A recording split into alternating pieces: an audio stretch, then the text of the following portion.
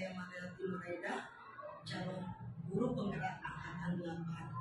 Terima kasih kepada rekan-rekan guru SDN Kembangan Utara 09 yang telah hadir dalam rangka mensosialisasikan tentang modul 1.4 yaitu budaya positif. Apa yang dimaksud dengan disiplin positif? Disiplin positif adalah belajar untuk mengikuti kebiasaan, baik berdasarkan kebijakan universal sehingga muncul motivasi intrinsik dan tercipta disiplin diri. Belajar kontrol diri untuk menjadi pribadi yang kita inginkan, yang sesuai dengan nilai-nilai yang kita hargai. Bisa kita lihat di sini yaitu disiplin positif. Teori kontrol atau teori pilihan dari Dr. William Glasser. Yang pertama, Anda tidak bisa mengontrol orang lain, hanya Anda yang bisa mengontrolnya. Ini makna disiplin, belajar kontrol diri dengan menggali potensi kita agar tercapai tujuan mula, yaitu sesuatu menjadi seseorang yang kita inginkan berdasarkan nilai-nilai yang kita hargai.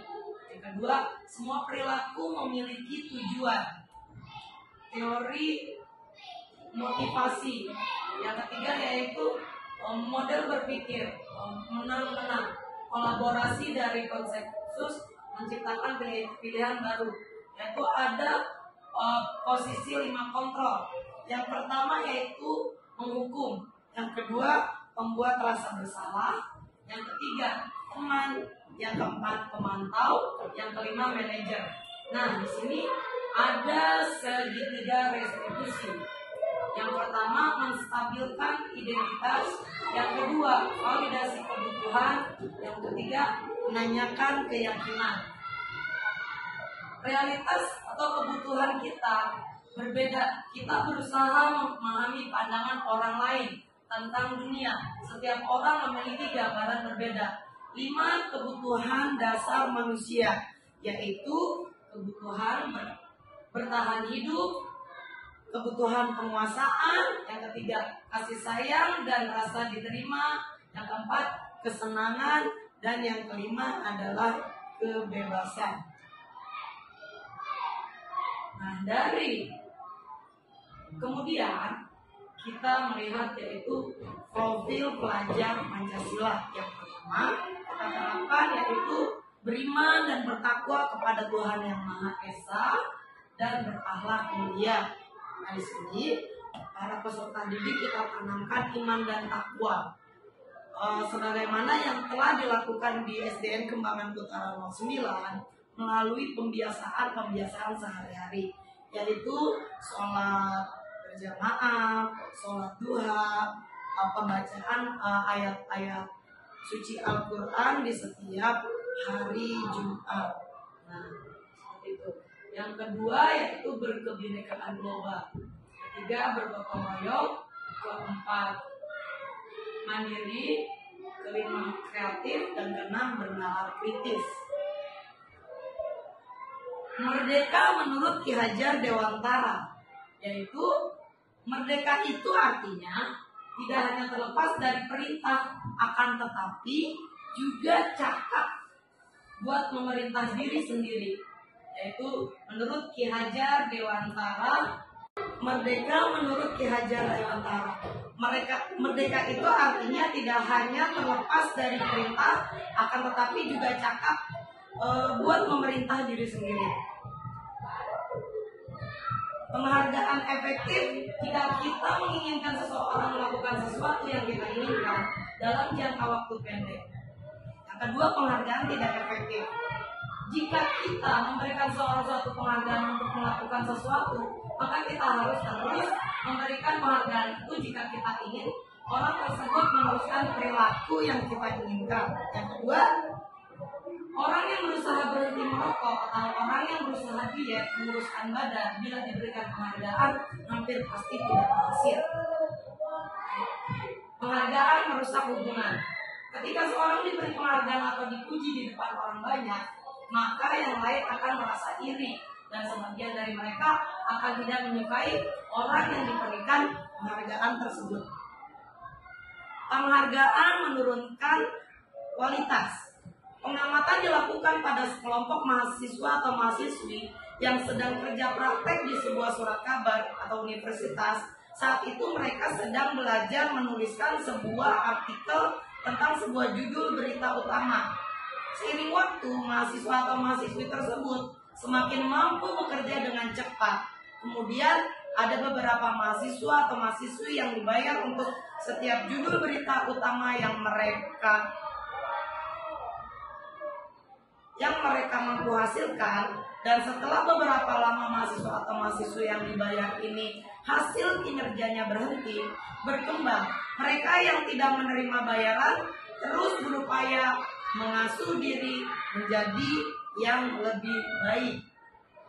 Jadi ketika seseorang bekerja kemudian diberikan penghargaan, maka kinerjanya akan menurun. Tetapi ketika seseorang bekerja dengan tulus dan ikhlas sesuai dengan kompetensi yang dimilikinya, maka dia akan terus mengembangkan kompetensi atau kemampuannya. Penghargaan mematikan kreativitas. Nah, murid-murid diminta berpikir mengenai hadiah atau penghargaan yang bisa mereka dapatkan bila berhasil menulis sebuah puisi. Kreativitas kelompok murid-murid ini menjadi berkurang dibandingkan dengan yang tidak diberitahukan tentang hadiah yang bisa mereka terima. Nah, di sini ketika Bapak dan Ibu guru memberikan penghargaan atau hadiah kepada anak, maka akan menurunkan kreativitas siswa tersebut. Penghargaan menghukum. Penghargaan menghukum mereka yang tidak mendapatkan penghargaan. Misalnya dalam sistem ranking, mereka yang mendapatkan ranking kedua akan merasa paling dihukum. Bentuk atau program kebajikan. Dalam memberikan apresiasi atau pengakuan perlu diingat beberapa hal. Yang pertama, beri pengakuan secara khusus. Yang kedua, beri pengakuan secara pribadi. Yang ketiga, beri pengakuan kepada semua murid atau secara bergantian. Yang keempat, beri penguatan secara konsisten. Yang kelima, fokus pada proses. Motivasi dari dalam diri atau intrinsik. Saat seorang anak belajar untuk pertama kali menggabungkan huruf-huruf dan kata, serta menyadari bahwa ia dapat membaca, timbul pijar di matanya dan sebuah senyuman di wajahnya. Anak tersebut begitu gembira bahwa ia telah mempelajari dan menguasai suatu keterampilan baru. Kesadaran akan kemampuannya bahwa dia sudah dapat membaca sesungguhnya sudah merupakan sebuah penghargaan. Jadi, bila anak mencapai sesuatu kesuksesan atau keberhasilan yang berada dari dalam diri anak itu sendiri, maka itu akan lebih berharga. Tindakan guru. Nah, di sini ada tindakan guru, hukuman atau konsekuensi. Jadi ketika anak ada yang melakukan kesalahan, nah di sini kita lihat hukuman atau konsekuensi. Mencatat 100 kali di dalam buku kalimat "saya tidak akan terlambat lagi karena terlambat ke sekolah". Nah, itu merupakan hukuman. Oke, yang kedua, lari mengelilingi lapangan basket 2 kali karena terlambat hadir di sekolah. Iya, bagus. Itu juga merupakan hukuman. Murid diminta untuk push up 15 kali karena tidak menggunakan masker ke sekolah. Itu konsekuensi atau hukuman? Iya, itu termasuk hukuman. Kemudian menggantikan kertas tugas teman yang telah dicoret-coret. Oke, iya, itu termasuk konsekuensi. Membersihkan tumpahan air di meja tulis karena tersenggol pada saat belajar. Konsekuensi atau hukuman? Iya, itu adalah konsekuensi. Murid disuruh untuk mengenakan sepatu seharian di sekolah karena tidak mengenakan sepatu hitam. Ya, itu adalah termasuk hukuman. Lari mengelilingi lapangan basket 2 kali karena terlambat 10 menit untuk pelajaran PJOK. Ya, itu termasuk konsekuensi. Perbedaan hukuman dan konsekuensi. Sesuatu yang menyatakan harus terjadi, konsekuensinya sesuatu harus terjadi. Yang kedua, membuat anak sakit untuk jangka waktu yang lama. Konsekuensinya membuat anak merasa tidak nyaman dalam jangka waktu yang pendek. Anak membenci kedisiplinan. Konsekuensinya anak menghargai disiplin. Paksaan. Konsekuensinya stimulus atau tanggapan. Mendorong anak menyakiti diri sendiri. Konsekuensinya mendorong anak agar mudah menyesuaikan diri. Konsep diri yang buruk. Konsekuensinya konsep diri yang baik. Anak belajar untuk menyembunyikan kesalahan. Konsekuensinya anak belajar untuk mematuhi peraturan. Marah, rasa bersalah, dipermalukan, merasa tidak dihargai. Konsekuensinya kehilangan hak, dibuat tidak nyaman, diasingkan untuk sementara atau time out. Bagaimana mewujudkan budaya positif di sekolah? Di sini kita sebagai guru akan membuat keyakinan kelas, di mana keyakinan kelas itu dibuat oleh guru dan siswa secara bersama-sama, kemudian konsisten untuk menjalankan. Mengapa perlu adanya keyakinan? Mengapa kita memiliki peraturan tentang penggunaan helm pada saat kita menaiki kendaraan roda 2 atau bermotor? Mengapa kita memiliki peraturan tentang menggunakan masker dan mencuci tangan setiap saat? Nah, di sini kita lihat budaya positif. Yang pertama yaitu lingkungan yang positif, kemudian keyakinan kelas. Maka akan tumbuhlah budaya positif di sekolah. Ketika kita melaksanakan keyakinan kelas, maka keyakinan kelas yang sudah dibuat oleh siswa dan guru bersama-sama, maka itu dilaksanakan, maka akan menimbulkan budaya positif di sekolah itu. Contoh keyakinan kelas. Keyakinan kelas 1. Setiap anggota kelas perlu belajar. Yang kedua, setiap anggota kelas perlu tenang. Yang ketiga, setiap anggota kelas perlu melakukan tugas. Yang keempat, setiap anggota kelas perlu saling menghargai. Yang kelima, setiap anggota kelas perlu merasa aman. Itu contoh keyakinan kelas 1. Sekarang contoh keyakinan kelas 5. Selalu bersikap positif. Kedua, senantiasa menjadi diri yang terbaik. Ketiga, percaya dan menghormati orang lain serta barang miliknya. Yang keempat, berkomitmen terhadap setiap tugas. Yang kelima, senantiasa membantu. Kebutuhan dasar manusia.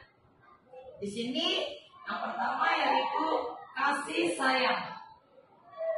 Yang kedua penguasaan, yang ketiga kebebasan, yang keempat kesenangan. Itulah 4 dasar kebutuhan manusia yang kita temui di dalam kehidupan kita sehari-hari. Nah, sekarang apa itu restitusi? Restitusi adalah proses menciptakan kondisi bagi murid untuk memperbaiki kesalahan mereka, sehingga mereka bisa kembali pada kelompok mereka dengan karakter yang lebih kuat. Restitusi juga merupakan proses kolaboratif yang mengajarkan murid untuk mencari solusi untuk masalah mereka dan membantu murid berpikir tentang orang seperti apa yang mereka ingin menjadi atau tujuan mulia, dan bagaimana mereka harus memperlakukan orang lain. Ada 9 ciri-ciri restitusi. Yang pertama, bukan untuk menebus kesalahan, namun untuk belajar dari kesalahan. Jadi ketika anak ini bersalah, kemudian dia sendiri yang menemukan permasalahan itu, kemudian mencari solusi dari permasalahan itu. Yang kedua, memperbaiki hubungan.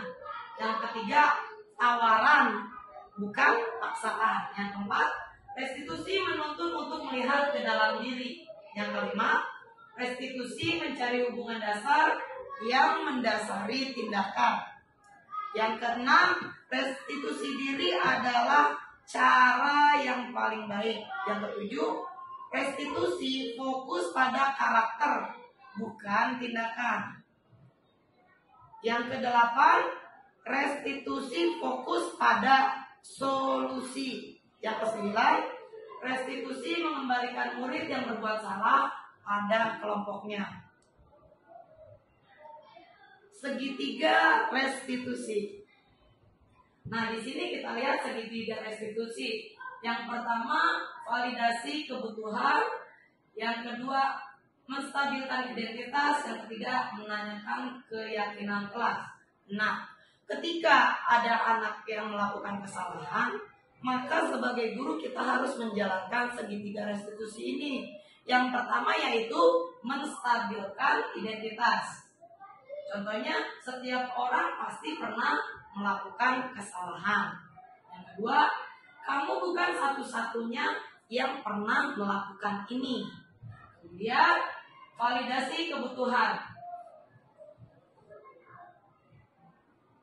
Kamu tentu punya alasan mengapa melakukan itu. Yang kedua, adakah cara lain yang lebih efektif untuk melakukan apa yang telah kamu buat? Nah, yang ketiga yaitu menanyakan keyakinan kelas. Nilai-nilai apa yang sudah kita sepakati? Kamu ingin menjadi orang seperti apa? Nah, itu adalah segitiga restitusi. Yang pertama, menstabilkan identitas. Kemudian, validasi tindakan. Yang ketiga, menanyakan keyakinan kelas.